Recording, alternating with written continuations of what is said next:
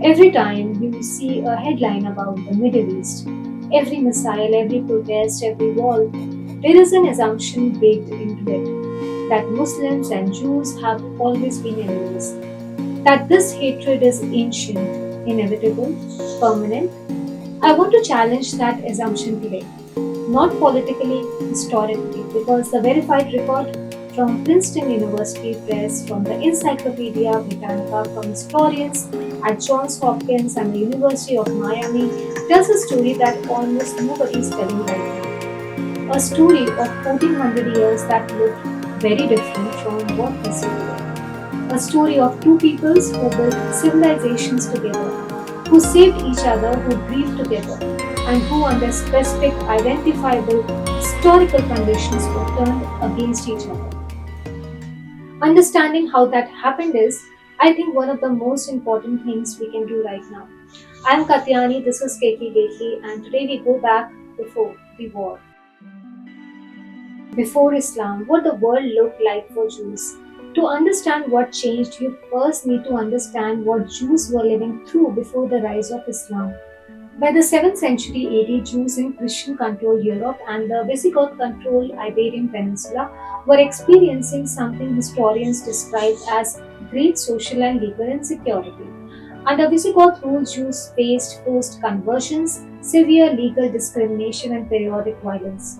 They lived in constant precarity, tolerated at best, persecuted at worst. In 637 AD, when Muslims' armies under Caliph Umar conquered Jerusalem, something remarkable happened. Umar allowed Jewish people to practice their religion freely and live in Jerusalem for the first time in 500 years since their expulsion from the Holy Land. 500 years and then a Muslim ruler opened the gates. That moment set the tone for what came next. 711 AD. Arab and Berber Muslim armies crossed into the Iberian Peninsula. Within 7 years, most of what is now Spain and Portugal is under Muslim rule.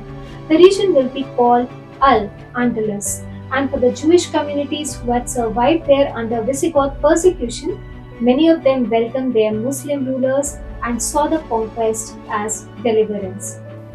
What followed is documented by historians at the University of Miami as a unique historical moment of intercultural harmony, intellectual achievement, and coexistence.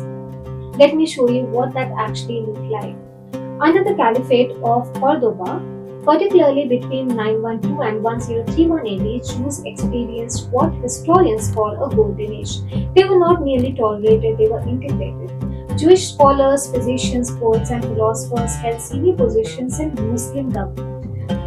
Hasdai ibn Shaput, a Jewish physician and scholar, served as a personal doctor of the Caliph and as his de facto foreign minister. He was one of the most powerful men in Al-Andalus. A Jewish man, a foreign minister of a Muslim caliphate. Jewish scholars and Arab scholars studied each other's texts. They translated Greek philosophy into Arabic and Hebrew, and from there into Latin. Those translations became the foundation of the European Renaissance. Algebra was invented, Arabic numerals replaced Roman numerals. The Library of Cordoba held 1 million volumes at a time when the largest library in Christian Europe had a dozen manuscripts. Muslim and Jewish minds working together effectively gave Europe its intellectual rebirth. Jewish music was sung to Arabic melodies. Jewish prayers were written in Arabic. Jewish and Muslim scholars attended the same academies. They debated, argued, co-created. The Spanish word for this period is convivencia. It means living together. The most extraordinary individual story from this era belongs to a man born in Cordoba in 1135. His name was Moses ben Maimon, known to history as Maimonides, and his life is the most complete portrait we have of what Muslim-Jewish coexistence actually produced. Maimonides was born into a Jewish family in the heart of Muslim Spain. He was fluent in Arabic, Hebrew, and Spanish. He studied medicine and philosophy in the same institutions as his Muslim contemporaries. His greatest philosophical work, The Guide for the Perplexed, was written in Arabic using Arabic script. When the more intolerant Almohad dynasty pushed him out of Spain, he faced a choice about where to go. He chose not to go to Christian Europe.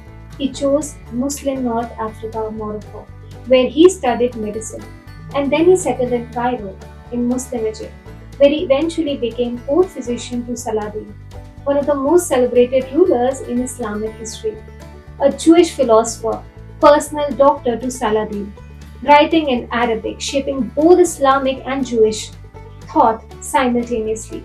This is not a symbol, this is a documented human life. I want to tell you about a moment in history that I think is one of the most important stories almost nobody knows. Spain, newly unified under the Catholic monarchs, Ferdinand and Isabella issues the Alhambra Decree. All unconverted Jews must leave Spain by the end of July. The edict brings to an end more than a millennium of Jewish presence in the Iberian Peninsula. Jews are given months to abandon everything their homes, their businesses, their centuries of roots.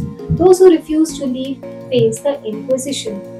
Now, where do 1,50,000 desperate people go? Sultan Bayezid II, ruler of the Ottoman Empire, sent out his navy under the command of Admiral Kemal Reis to Spain to evacuate them. He issued imperial edicts throughout his empire ordering that the refugees were to be welcomed. He granted them full Ottoman citizenship and complete religious liberty.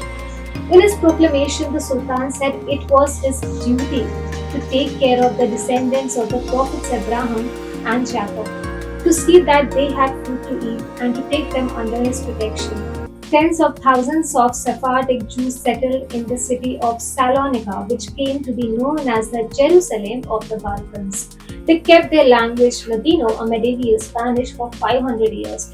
Their descendants still speak it today.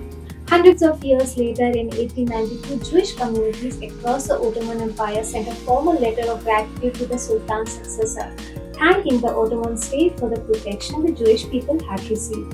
A Muslim empire, saving Jewish people with its navy and then sheltering them for 500 years. 1,000 years in Cordoba, in Cairo, in Constantinople, in Baghdad, Muslim and Jewish minds built something together that the world still lives inside of.